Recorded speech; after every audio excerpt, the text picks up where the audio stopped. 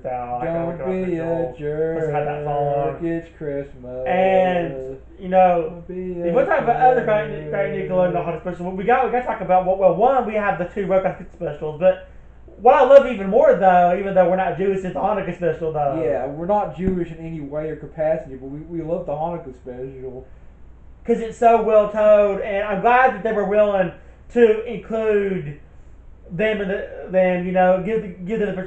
give them a special, because there really aren't a whole lot of Hanukkah specials out there. So I'm glad that they included them, and they did it the right way, because they actually tell the story of Hanukkah. They had the babies kind of acting out the part, in that story, and basically it was political correctness done right. It wasn't just trying to be super PC. It's like, hey everybody, this is my one Jewish friend. He's so much Hanukkah, and he's gonna talk about for 5 minutes, and that's it. It's like, no, they made an effort, but yeah, they wanted to actually show legitimate culture behind it. The co-creator of it was Jewish. So that's the main reason why they did it, though. But hey, they made a Kwanzaa special too, and none of them were like, of the culture that was set by Kwanzaa. In fact, most African Americans in this country don't set up the Kwanzaa, actually. At least not. But they did one too. And I feel like I mentioned that too. The Rugrats, it had guts, and it did it the right way. It did the Hanukkah special right, did the Kwanzaa special, it did the Passover special right. That's part of the story.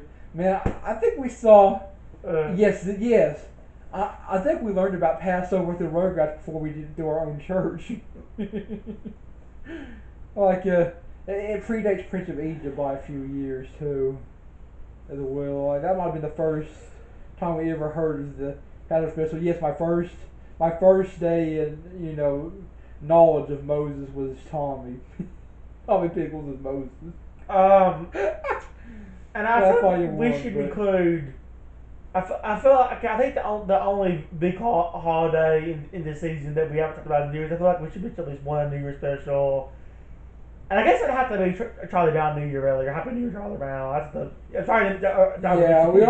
We already mentioned briefly Rudolph Shining New Year. Well, we did mention that one. I'm trying to remind of it. But Charlie Brown, Happy New Year, Charlie Brown. Oh man, poor Charlie Brown cannot catch a break. He's stuck reading War and Peace. All throughout his New Year's Christmas break. When it just gets to be New Year, what does Charlie Brown do? The dude falls asleep before the New Year starts. He wakes up and it's already struck midnight. Poor thing, he just cannot catch a break sometimes. And if any of you have seen the Peanuts movie, you know that the plot line about him reading War and Peace is actually in the movie. They actually bring that back. They actually bring it back. They decided to pay homage to that special by having that in there. And there's so many specials that we can't get rid of them on. What else do we want to talk about? I mean, any more underrated ones? Are there any more? Oh, plenty. There are so many. You just can't get through all of them. This video is probably gonna be as long as I'll get out. But I mean, Nickelodeon specials. I remember they have a lot of good ones. Hang Off Christmas special was great. Amazing. The Jimmy Neutron one was pretty good. The first Further Off Period one was great. Yeah, I didn't really care for the other two as much. I think I liked Merry Wishes when it first came out. Yeah, but then they kind of repeated, I guess. I don't know. And then Fairly Odd Christmas, that was just. We don't talk about the live action Fairly Odd Parents movie. And then iCarly Christmas special was really good. They only did one though. It's a wonderful. It's an Parody to Wonderful Life. I wish they did more than one. Merry Christmas, Jake and Josh. That was really good. I wish we could talk about it as well.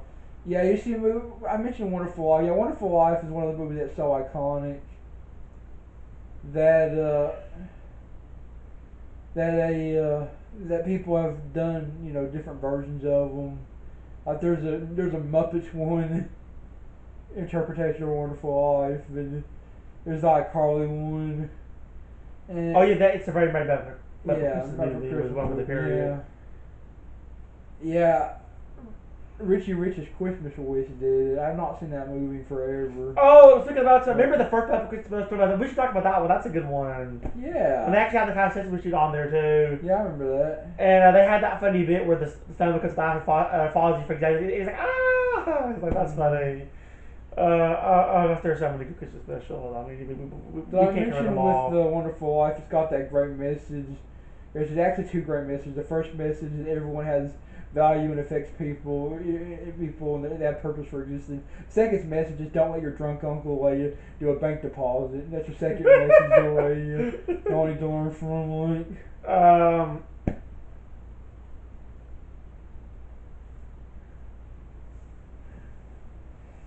yeah, I mean, I guess we can wrap up the video soon. Unless you think of something else, or just if you want to talk about this one more special, we can. I want to talk briefly about a Christmas special that doesn't get, I don't think gets talked about a whole lot, but it is a Rankin Bass special, and it's the old Jack Frost. Well, it's really more of a winter special, but it's the old Jack Frost, and I think that's a good special. Like, you don't necessarily have to even watch it at Christmas. It's not even really Christmas. It's just a fun winter special, really.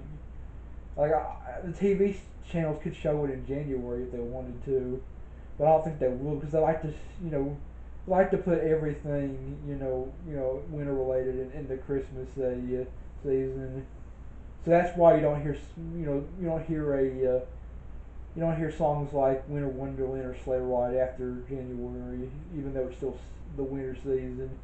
And like I said, it's the season where we're more likely to get snow. We're more likely to get it in January. There are two more specials that I want to talk about briefly, and that is Seinfeld Festivus. Festivus for the rest of us. Hilarious. Mm-hmm. And the Friends Holiday Special. There's more than one, but the one I'm talking about is the one where David Swimmer creates his own holiday character, the Hanukkah Armadillo, to teach his son about Hanukkah. Yeah. Once again, I like that we're actually trying to do Hanukkah. It's not as well done as Rugrats. Nowhere near as well done as Rugrats. It's meant to be more comedic. It's meant to be more comedic something, I mean. Yeah. And yeah, I guess that wraps up this video, so let's talk about one more. This video is actually being recorded on the first day of Hanukkah. We might not upload it. We might not upload it then. In fact, we probably won't upload it just yet. But it's December 12th that they were recording, which actually is the first night of Hanukkah. Strangely enough. So, with that said, I guess we'll say good night to everybody. Yeah. Well, as always, subscribe if you wish. You can dislike, but it being the Christmas season, I don't know if you want to do that because Santa Claus might not leave you anything. And as always, feel free to subscribe. So yeah, good night, everybody.